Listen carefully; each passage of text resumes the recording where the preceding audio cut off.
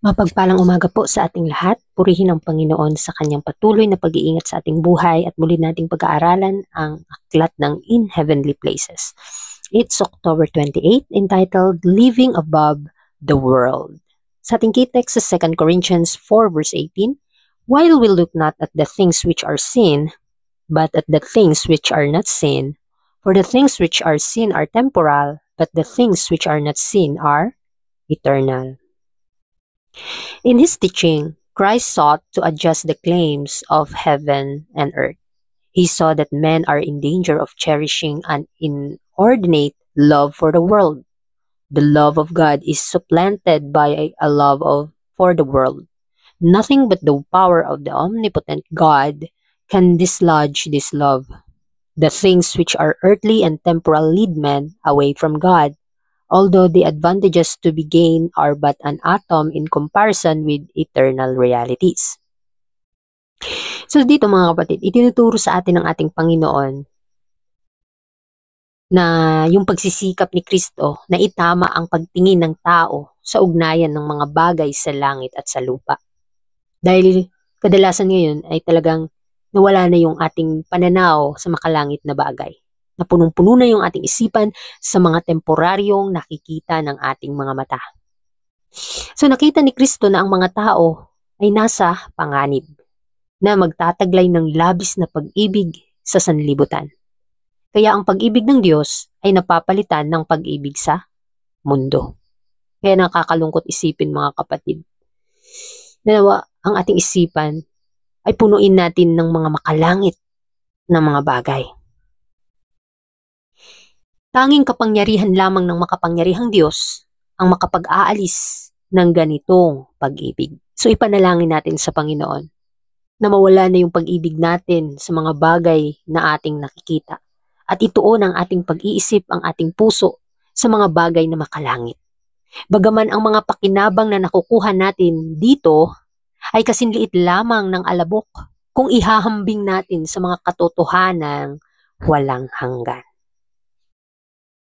Turning away from heavenly attractions, from imperishable wealth, from peace, from nobility of soul, man pours out his affections on unworthy, unsatisfying things, and by constantly beholding this world, he becomes conformed to it. His mind, capable of elevation and privilege to grasp the eternal blessedness of the saints, turns away from an eternity of greatness and allows its powers to be chained like a slave to an atom of a world. It is humiliated and dwarfed by allegiance to worldly things. So, ang kalooban ng Panginoon ay maalis sa ating isipan ang mga bagay sa mundong ito. Kaya nga nakikita ng Panginoon yung pagtalikod ng mga tao sa mga bagay na makalangit, sa mga kayamanang hindi nasisira, sa kapayapaan ay pinagkakaloob sa atin ng Panginoon at sa kadakilaan ng kaluluwa. Na ibinuhos niya ang kanyang pagmamahal sa mga bagay na hindi karapat-dapat at hindi nakapagbibigay ng tunay na kasiyahan. Minsan inaaksayahan pa natin ng oras ang mga walang kwentang bagay at niwawalan natin ng halaga ang mga bagay na ipinagkaloob ng Panginoon na magagamit sa kanyang gawain. Kaya tandaan natin, kung patuloy tayong nakatingin sa mga makamundong bagay, ito ay nagiging katulad natin. Nagiging halintulad sa atin. Nagiging kagaya na tayo ng mundo. Ang ating isipan, ang ating mga kakayahan, umaangat at may pribilehiyong maunawaan ang walang hanggang kaligayahan ng mga banal, ay tumatalikod mula sa dakilang kawalang hanggan at hinahayaang itali ang sarili na parabagang alipin. Huwag nating hayaan na nagiging alipin na tayo ng ating mga kasalanan, ng mga makamundong bagay, na minsan wala na tayong oras sa panalangin, debosyon, pakipag-ugnayan sa Panginoon dahil inuubos na ang ating oras sa pagtatrabaho, sa pag-aaral, sa mga makamundong bagay, at sa paghahanap ng pera. Kaya nawa ang ating atensyon ay nakatuon nawa sa makalangit at doon tayo mag-imbak ng kayamanan. Jesus came to change this order of things, to correct this widespread evil.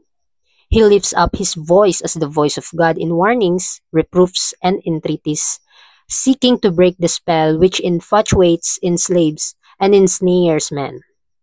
He says, "For what is a man profited if he shall gain the whole world and lose his own soul?" So kaya nga naparito ang ating Panginoon upang baguhin ang ganitong klasing kalalagyan ng tao, upang ituwid ang laganap na kasamaan nito. At itinataas ni Kristo ang kanyang tinig sa mga babala at sa mga saway upang makita ng mga tao ang kanilang kasalanan at ang kanilang atensyon ay nandito lamang sa mundo. Lahat tayo ay hindi exempted nito. Maging Kristiyano ka man, nakakaalam ka man ng katotohanan, minsan ang ating isipan ay nasa mundo pa. Kailangan nating ipanalangin sa Panginoon na mawala ang ating atensyon, ang ating affection, yung ating interest sa mundong ito. Dahil tayo tagalakbay lamang, atin lamang ibinabahagi ang katotohanan sa mga tao. Kaya nga ang sabi ng Panginoon sa atin, anong mapapakinabangan ng isang tao kung makakamit niya ang buong mundo, ngunit mawawala naman ang kanyang kaluluwa? Tandaan natin, napakahalaga ng bawat kaluluwa sa mata ng Panginoon. At huwag natin niyang kakaligtaan.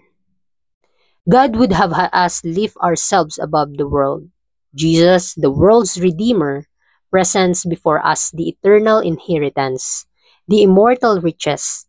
He takes the world from its position of boasted supremacy, placing it where it should be, subject to the spiritual and eternal world. So nais po ng ating Panginoon na itaas natin ang ating mga sarili higit pa sa mga bagay dito sa mundo. Kaya nga si Kristo na ating tagapagligtas ay iniharap niya sa atin ang mga walang hanggang pamana. Mga kayamanang hindi nasisira. Mga kayamanang walang kamatayan at hindi nawawala.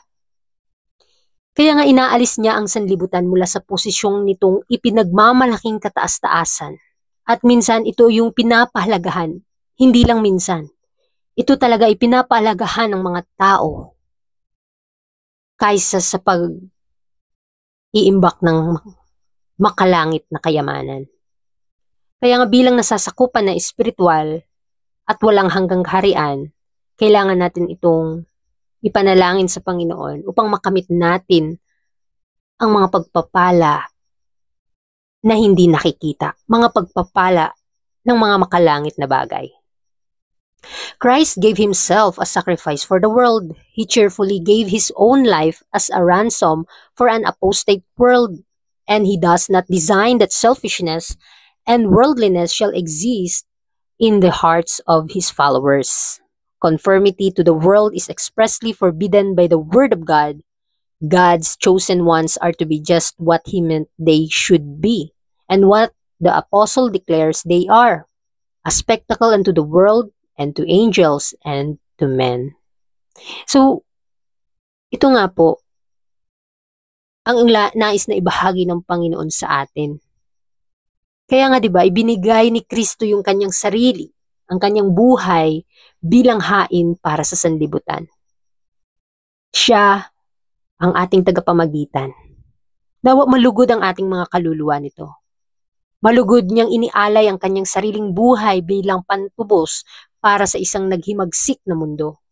At hindi niya inilayon na manahan ang kasakiman at makamundong pag-iisip sa mga puso ng kanyang mga tagasunod. Kaya nga ang pagkakatulad ng sanlibutan ay tahasang ipinagbabawal ng salita ng Diyos. Kasi nga alam natin yung gawain ng mundo. Alam natin na kung gaano kasama ang mga gawain sa sanlibutan. At ayaw ng Panginoon na ang kanyang mga tagasunod ay maging kahalintulad ng mga makamundong tao. Kaya nga ang mga pinili ng Diyos ay dapat maging ayon sa kanyang layunin para sa kanila.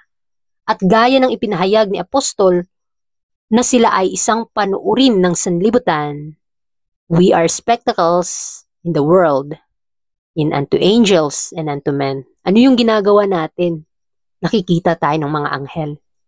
Ano yung sinasabi? Ano yung iniisip natin? Ano yung nararamdaman natin? Nakikita tayo ng mga makalangit na anghel.